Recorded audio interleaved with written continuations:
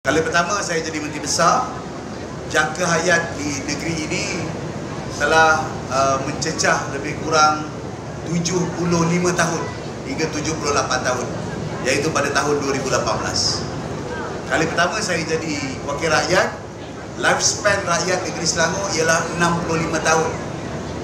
Dan sekarang lifespan daripada DOSM, Department of Statistics, mencatatkan bahawa kadar jangka hayat rakyat negeri Selangor meningkat kepada 80 hingga 82 tahun.